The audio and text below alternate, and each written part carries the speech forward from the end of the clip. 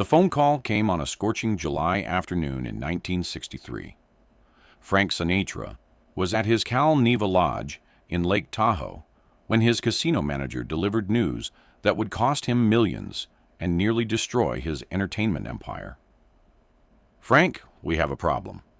The Gaming Commission knows about your guest. They're sending investigators." Frank's blood ran cold. The guest was Sam Giancana, a Chicago businessman with rumored organized crime connections who was officially banned from all Nevada gaming properties. Frank had quietly allowed Sam to stay at Cal Neva as a personal favor, never imagining the consequences. What happened next would expose the dangerous price of loyalty in Frank Sinatra's world and prove that even the most powerful entertainers aren't above the law when they choose the wrong friends. If you love discovering the untold stories behind music history's most incredible moments, please like this video and subscribe to our channel. June 1960. Lake Tahoe, Nevada. The Dream. Frank Sinatra stood on the shore of Lake Tahoe, looking at the rustic lodge he'd just purchased with partners Dean Martin and Hank Sanicola. The Cal Neva Lodge sat right on the California-Nevada border, with the state line literally running through the middle of the property. "This is going to be something special," Frank told Dean. "A place where people can come to relax, away from the crowds and the pressure." Cal Neva wasn't just another business investment for Frank. It was his vision of paradise. The lodge offered gambling on the Nevada side, entertainment in the showroom, and privacy in the secluded lakefront cabins. Frank saw it as a retreat, where he could host friends, perform in an intimate setting, and escape the fishbowl of Hollywood. Frank invested heavily in renovating the property, installing a helipad, upgrading the showroom, and creating luxurious accommodations. He booked major entertainers, attracted high-rolling gamblers, and turned Cal Neva into one of the most exclusive destinations in America. But Frank's vision of paradise had a fundamental flaw. He believed the rules that applied to others didn't apply to him. 1961, 1962. The golden years. Cal Neva became Frank's favorite playground. He performed regularly in the intimate showroom, hosted legendary parties, and attracted celebrities, politicians, and wealthy businessmen from around the world. The lodge's unique location, straddling two states, created an atmosphere of anything-goes freedom. Guests could gamble in Nevada, then step across the state line to California for activities that might not be legal on the gambling side. Frank's guest list read like a who's who of American power brokers, politicians, judges, business leaders, and entertainment figures. The lodge became known as a place where important people could conduct business away from public scrutiny. But among Frank's regular guests were also men whose business dealings operated in gray areas of legality. Frank had grown up in a world where such associations were common, and he maintained friendships with people regardless of what others whispered about their activities. One of these friends was Sam Giancana, a Chicago businessman whom Frank had known for years. Sam was charming, well-dressed, and generous. Exactly the kind of person Frank enjoyed having around. What Frank either didn't know or chose to ignore was that the Nevada Gaming Commission had placed Sam on a list of people banned from all gaming properties in the state due to alleged organized crime connections. Summer 1963. The fateful decision. In July 1963, Sam Giancana called Frank with a request. He wanted to spend a quiet weekend at Cal Neva with his girlfriend, singer Phyllis McGuire of the McGuire Sisters. "Frank, I need a place to lay low for a few days. Nothing public, just a quiet cabin where Phyllis and I can relax." Frank knew Sam was on the Gaming Commission's exclusion list, but he also believed in loyalty to friends. In Frank's world, you helped people you cared about, regardless of what bureaucrats in Carson City thought about it. "Come on up, Sam. I'll put you in cabin 5. It's private, away from the main lodge. Frank's decision to allow Sam to stay at Cal Neva would prove to be one of the most expensive mistakes of his life. July 27, 1963. The discovery. FBI agents conducting surveillance on Sam Giancana photographed him entering and leaving Cal Neva Lodge. The photographs were immediately forwarded to the Nevada Gaming Commission, which launched an investigation. Gaming Commission Chairman Paul Laxalt called Frank personally. "Mr. Sinatra, we have evidence that Sam Giancana was on your property. You know he's on the exclusion list. This is a serious violation of your gaming license." Frank's response was characteristically defiant. "Paul, Sam's a friend of mine. He wasn't gambling. He wasn't causing trouble. He was just visiting." "Frank, it doesn't matter what he was doing. His presence on the property is a violation. You need to understand the seriousness of this situation." But Frank didn't understand, or perhaps didn't want to. He'd spent decades believing that his celebrity status put him above ordinary rules. The Gaming Commission was about to teach him otherwise. August 1963. The investigation. Gaming Commission investigators descended on Cal Neva, interviewing staff, examining records, and building a case against Frank's gaming license. The investigation revealed that Sam Giancana had been a frequent visitor to the lodge, not just a one-time guest. Frank's initial strategy was to minimize the situation. He claimed Sam had only visited briefly, that he hadn't gambled, that no gaming violations had occurred. But investigators had photographs, witness statements, and hotel records proving that Sam had been a regular guest at Cal Neva for over a year. Frank's lawyer, Mickey Rudin, warned him about the potential consequences. "Frank, they're serious about this.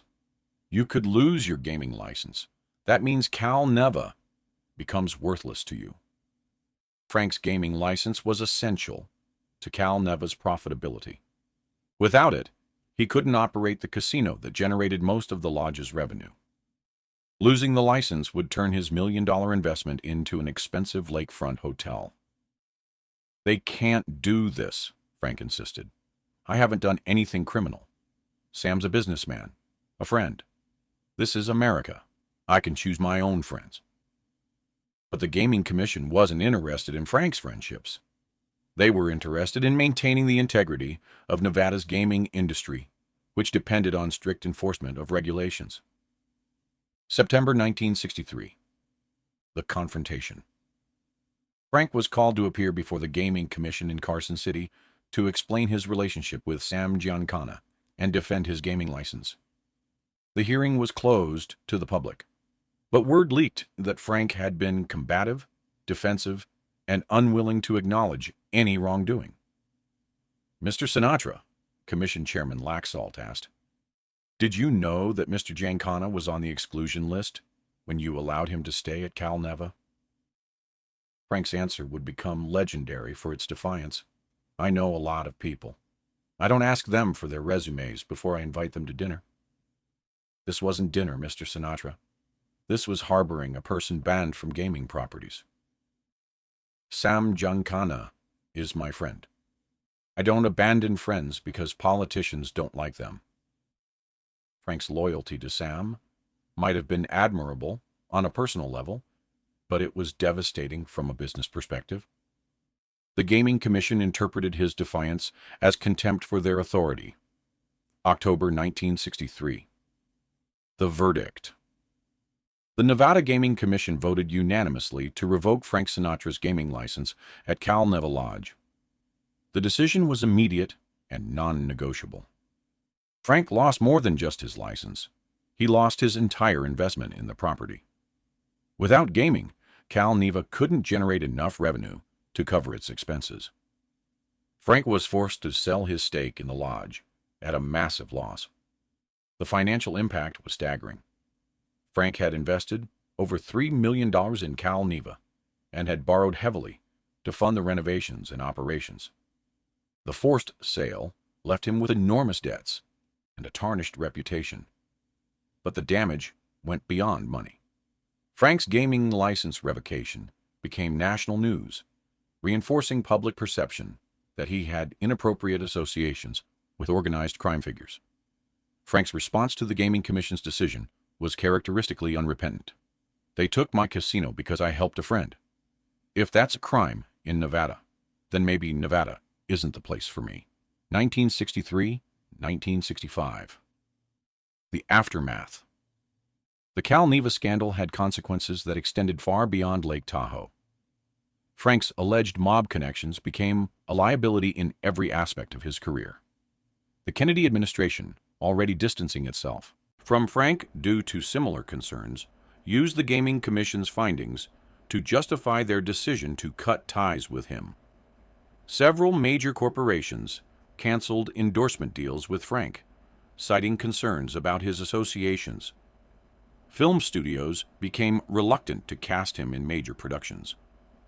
Frank's response to the professional backlash was to double down on his loyalty to controversial friends. He refused to apologize for his relationship with Sam Giancana or acknowledge that his judgment had been flawed. "I don't choose friends based on what politicians think of them," Frank told reporters. "Loyalty means something to me. Apparently, it doesn't mean anything to the people running this state." But privately, Frank was devastated by the loss of Cal Neva. The lodge had represented his vision of a perfect retreat, a place where he could be himself without public scrutiny. 1966. The lesson learned. 3 years after losing Cal Neva, Frank began to understand the true cost of his defiance. The scandal had damaged his reputation, cost him millions of dollars, and demonstrated that even Frank Sinatra wasn't above the law. In a rare moment of reflection, Frank told his daughter Tina, "Cal Neva taught me something important. In this business, perception matters as much as reality. It doesn't matter if Sam never did anything wrong at the lodge. What mattered was how it looked." Frank never again invested in gaming properties, focusing instead on entertainment ventures, where his associations couldn't be used against him. But Frank never regretted his loyalty to Sam Giancana, even after understanding its cost. "Sam was my friend when he was alive, and he's my friend now that he's gone. That's what friendship means." 1975. Sam Giancana's death.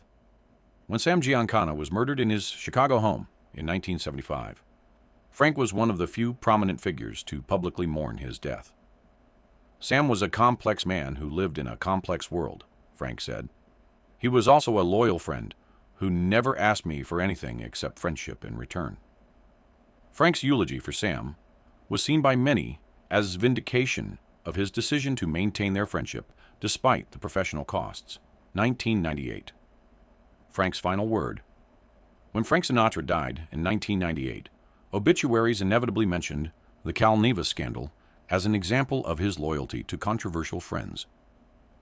But those closest to Frank understood that Cal Neva represented something deeper than poor business judgment.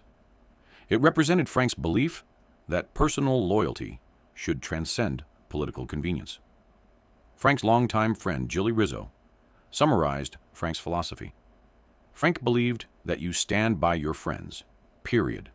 The government, the press, the public, they could all think what they wanted.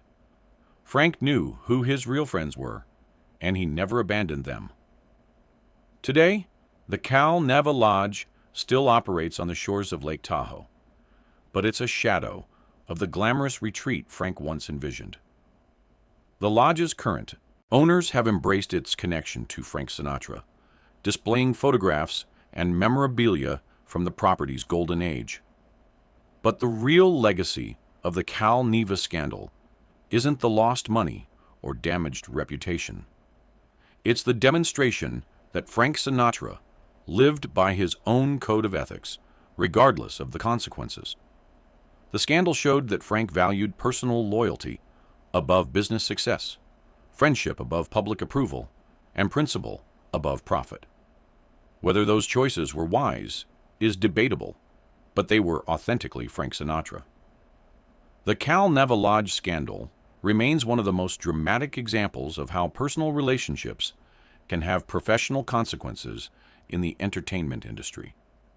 It showed that even the most successful entertainers must navigate the complex relationship between their private associations and their public careers. Frank Sinatra chose friendship over fortune, and while that choice cost him millions, it also defined him as a man who refused to compromise his personal values for business advantage. In an industry known for fair-weather friendships and calculated relationships, Frank's loyalty to Sam Giancana, costly though it was, marked him as someone who understood that some things matter more than money. If this story moved you, subscribe and hit that like button.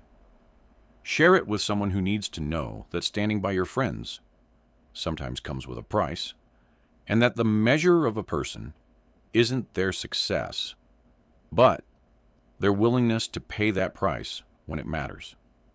Have you ever had to choose between friendship and professional advantage? Let us know in the comments how you've balanced personal loyalty with practical consequences in your own life.